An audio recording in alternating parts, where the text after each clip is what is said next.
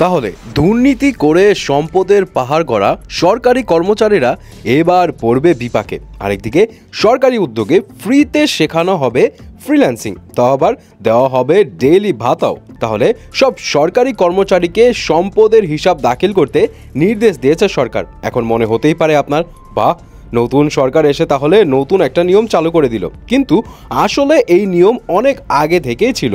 বিদ্যমান আইন অনুযায়ী প্রত্যেক সরকারি কর্মচারীকে চাকরিতে প্রবেশের সময় স্থাবর বা অস্থাবর সম্পত্তির ঘোষণা দিতে হয়। এরপর 5 বছর অন্তর সম্পদের হ্রাস বৃদ্ধির বিবরণী নিয়োগকারী কর্তৃপক্ষের মাধ্যমে সরকারের কাছে জমা দেওয়ার নিয়ম। দুর্নীতি রোধ এবং চাকরিজীবীদের জবাবদিহি নিশ্চিত করতে আচরণ বিধিমালায় এমন নিয়ম থাকলেও কাগজে এই নিয়ম মানা হয় না বললেই চলে। এর আগে জনপ্রশাসন মন্ত্রণালয় এ বিষয়ে একাধিকবার চিঠি দিলেও অগ্রগতি হয়নি। কিন্তু প্রশ্ন হলো, কিভাবে এই সম্পদের হিসাব নেবে? কিভাবে সরকারি চাকরিজীবীদের সম্পদের যথাযথ হিসাব পাওয়া যায়? জনপ্রশাসন মন্ত্রণালয় এই কৌশল খুঁজছে বলে জানা গেছে। তবে প্রায় 14 লাখ কর্মচারীর সম্পত্তির হিসাব প্রপারলি পাওয়াটাও এখন টাফ, কারণ এই জায়গাতে জনবল কম। জনবলও বাড়াতে হবে এই ক্ষেত্রে হিসাব নেওয়ার জন্য।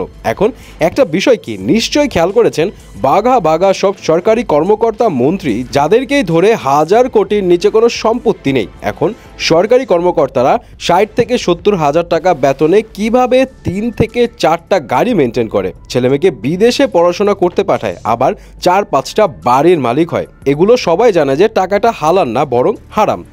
পরিবার থেকে এইসব দুর্নীতিবাজদের লজ্জায় ফেলে দেওয়া উচিত। বাবার এই হারাম টাকায় আয়েশি জীবনযাপন না করে যদি সন্তানেরা প্রশ্ন করে এত টাকা কিভাবে আসে, বাবা তোমার ইনকাম কি হালাল, তাহলে যদি একটু চক্ষু লজ্জা হয় আর কি। যাই হোক, এখন যে উদ্যোগ নিয়েছে সরকার সেটা যথাযথভাবে বাস্তবায়ন হলেই হয়। এদিকে উপদেষ্টা আসিফ মাহমুদের অধীনে যুব ও ক্রীড়া মন্ত্রণালয়ের যুব উন্নয়ন অধিদপ্তর বিনামূল্যে ফ্রিল্যান্সিং প্রশিক্ষণ কোর্সে শিক্ষার্থী ভর্তির জন্য বিজ্ঞপ্তি প্রকাশ করেছে। ভর্তি হতে কোনো ফি লাগবে না, বরং লিখিত পরীক্ষা দিয়ে ভর্তি হতে পারলেই দিনে 200 টাকা করে ভাতা পাওয়া যাবে। বিজ্ঞপ্তিতে বলা হয়েছে, যুব উন্নয়ন অধিদপ্তর শিক্ষিত কর্মপ্রত্যাশী যুবকদের ফ্রিল্যান্সিং প্রশিক্ষণের মাধ্যমে কর্মসংস্থান সৃষ্টি প্রকল্প। এর আওতায় দেশের 8টি বিভাগে 16টি জেলায় ফ্রিল্যান্সিং প্রশিক্ষণ চলমান।